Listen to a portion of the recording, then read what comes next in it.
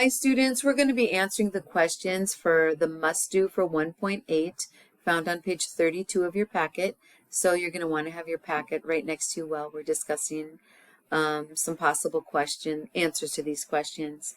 Our learning objective for 1.8 is students will be able to make connections between the 1950s and today regarding housing discrimination. All right, so we're going to be referring to the article that's on pages 30 and 31, and the questions are on 32. Question number 1, this article describes a recent study about housing discrimination. Who did the study, when, and how many people participated in it? Well, let's scroll back up. The note here says paragraphs 1 through 4, but actually I'm going to take you to paragraph 11, where it mentions the Urban Institute right here. I accidentally clicked on it, but the Urban Institute is the research group that conducted the study. All right, we're going to go back up to the top. This article was written in 2013, and in paragraph 4, you can see that in each of the studies, 8,000 tests. So how many people? 8,000 people or families. That's a lot. That means it's a pretty good study when it has so many participants. So you can draw some pretty solid conclusions when you have a study of this magnitude.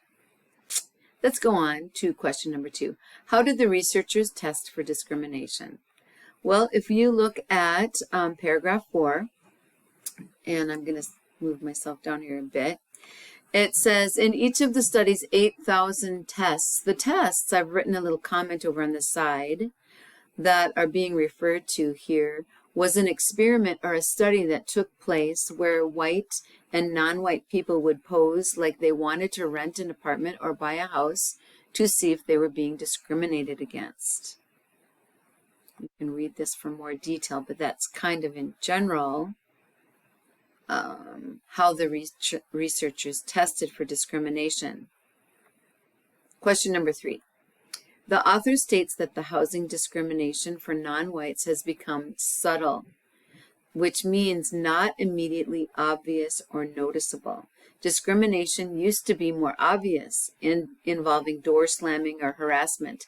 List 3 subtle ways that people now experience housing discrimination because of their race. Well, there are at least 3 examples of subtle discrimination. Remember, subtle, I've got the definition actually up here in the comments. Another definition is not immediately obvious or noticeable. Some synonyms for subtle are tricky and devious.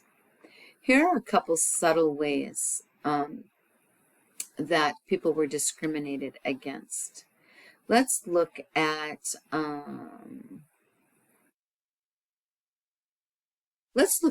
paragraph number 7, or actually starting in paragraph number 6. In 2012, when the new study was conducted, the vast majority of testers of all races were able to make at least an appointment to see a recently advertised home or apartment. But, in paragraph 7 now, once they arrived, they were given fewer options. Overall, this is for apartments, Black prospective renters were presented 11% fewer apartment rentals than whites, Hispanics about 12% fewer rentals than whites, and Asians about 10% fewer rentals. So they were not allowed to see as many rentals. That's not overt discrimination, but it's subtle. It's kind of sneaky. They're not really told that they're not being shown as many rental appointments. It's subtle discrimination. All right. So now, as prospective buyers, now this buyers means if they're going to buy a home, you don't buy an apartment, you rent an apartment, right?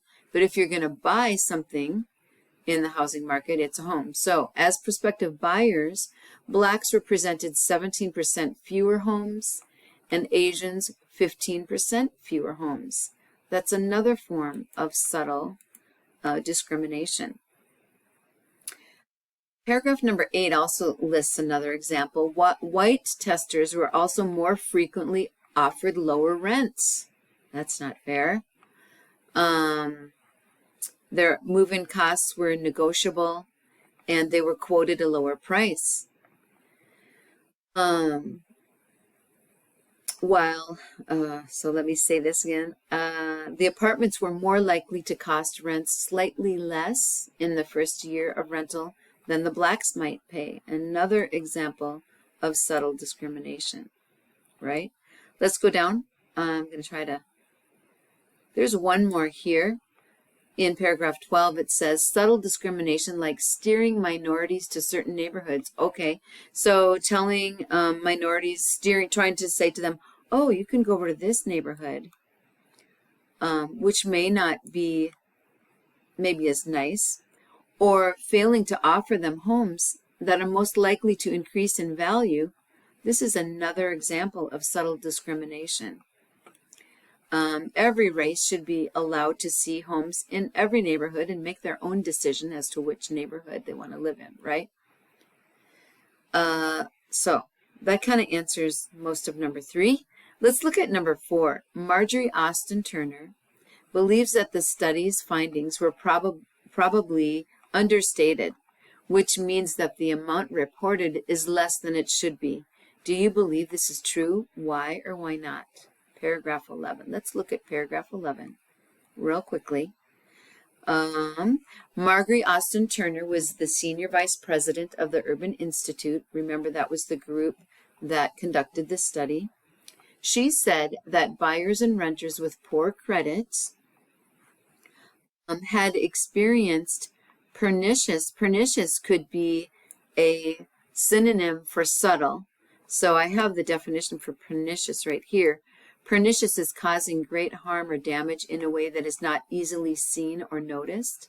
So she said that buyers and renters with poor credit, that means,